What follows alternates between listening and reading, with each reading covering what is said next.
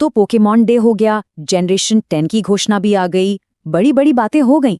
लेकिन इन सब के बीच एक सवाल है जो हर फैन के जहन में घूम रहा है। और वो बड़ा सवाल है कि आखिर ऐश केचम है कहाँ? देखिए, वर्ल्ड चैंपियन बनने के बाद जब से ऐश गया है ना, एक अजीब सा खालीपन छा गया है। तो क्या वो वापस आने वाला है? सारी बातें, सारी थ्योरीज बस इसी एक चीज के इर्द-गिर्द घूम रही हैं। चलिए इस मामले की आगे पड़ताल करते हैं और इन सभी कड़ियों को जोड़कर देखते हैं। तो इस पूरे रहस्य को सुलझाने के लिए हमें सबसे पहले देखना होगा मौजूदा एनिमे यानी पोकेमॉन होराइजन्स को, क्योंकि पहला सुराग हमें वहीं से मिलता है। होराइजन्स की जो कहानी है वो इस वक्त बिल्कुल अपने क्लाइमैक्स पर चल रही है। मतलब रॉय का लेजेंडरी रेक्वाजा को पकड़ लेना ये कोई मामूली बात थोड़ी है। और एनिमे की दुनिया का ये उसूल है कि जब भी कोई कहानी इतने बड़े पॉइंट पर पहुंचती है तो समझ लीजिए एक चैप्टर बंद होने वाला है और एक नया शुरू होने की तैयारी चल रही है। लेकिन कहानी का असली मोड़ यहां से आता है। एक ऐसी चीज हुई जिसकी किसी को भी उम्मीद नहीं थी। और यही वो चीज है जो ऐश की वापसी के केस को सबसे ज्यादा मजबूत बनाती है। हुआ ये है कि जनरेशन 10 गेम्स जिनके 2026 में आने की बात थी, उन्हें पूरे 1 साल के लिए डिले कर दिया गया है। अब वो 2027 में आएंगे। इसका सीधा सा मतलब ये है कि एनीमे के शेड्यूल में एक बहुत बड़ा 1 साल लंबा गैप आ गया है। इस गैप को भरना तो पड़ेगा, लेकिन सवाल यही है कि आखिर कैसे?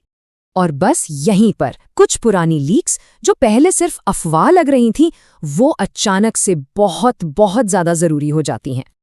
देखिए, पोकेमॉन डे से पहले से ही ऐसी खबरें आ रही थीं कि होराइजन्स एनीमे को 1 साल और एक्सटेंड किया जाएगा। क्यों? ताकि उस शेड्यूल गैप को भरा जा सके। और अब जब गेम डिले की खबर ऑफिशियल हो गई है तो इस लीक पर मानो पक्की मोहर लग गई है। लेकिन ठहरिए, बात यहीं खत्म नहीं होती। इन्हीं लीक्स में एक और बड़ी बात कही गई थी। वो ये कि इस एक्स्ट्रा साल में पुराने किरदारों की वापसी होगी। और उनका फोकस किस पर होगा? खास तौर पर पुराने फैंस पर।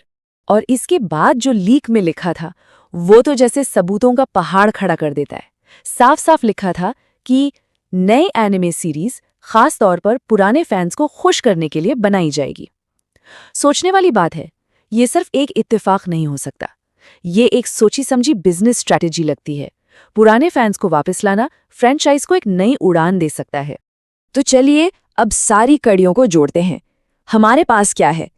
1 पूरे 1 साल का गैप, 2 ऐसे लीक्स जिन पर अब भरोसा किया जा सकता है, और 3 उन लीक्स में साफ इशारा है कि टारगेट ऑडियंस पुराने फैंस होंगे। तो इस सब के बाद सवाल बस एक ही रह जाता है।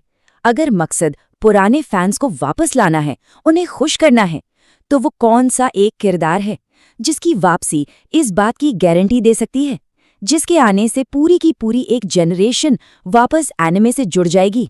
जवाब बिल्कुल साफ है, ऐश केचम। सच कहूं तो कुछ महीने पहले तक ऐश की वापसी के चांस 50-50 ही लगते थे। एक उम्मीद थी बस। लेकिन अब इस गेम के डिले और इन लीक्स के सामने आने के बाद ये चांस आसानी से 80% से भी ऊपर चला गया है। ये अब सिर्फ कोई हवाई बात नहीं रही, ये एक ठोस थ्योरी बन चुकी है। तो ठीक है, थ्योरी तो मजबूत है, लेकिन इसका जवाब कब मिलेगा? खैर, इसके लिए सबकी निगाहें मार्च के महीने पर टिकी हुई हैं।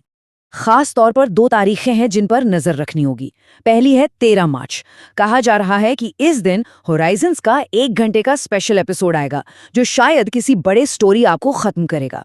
और फिर आती है सबसे बड़ी तारीख 20 मार्च। इस दिन पोकेमॉन का एक बहुत बड़ा एनिमे इवेंट होने वाला है और पूरी उम्मीद है कि एनिमे के भविष्य को लेकर जो सबसे बड़ी घोषणा है वो यहीं पर की जाएगी। तो देखिए, पूरी पिक्चर अब बिल्कुल साफ है। एक तरफ होराइजन्स की कहानी अपने अंजाम तक पहुंच रही है, दूसरी तरफ शेड्यूल में 1 साल का गैप है जिसे भरना है, और सबसे जरूरी, कंपनी पुराने फैंस को वापस बुलाना चाहती है। ऐसा लगता है जैसे सारे सितारे एक ही तरफ इशारा कर रहे हैं कि एक चैंपियन की वापसी का स्टेज बिल्कुल तैयार है। तो इन सब सुरागों और थियोरीज के बाद आखिर में बस एक ही सवाल बचता है, क्या पोकेमॉन की दुनिया अपने सबसे बड़े हीरो, अपने अकेले वर्ल्ड चैंपियन को एक बार फिर एक ग्रैंड कमबैक करते हुए देखेगी? खैर, इस सवाल के जवाब के लिए अब हमें ज्यादा इंतजार नहीं करना पड़ेगा।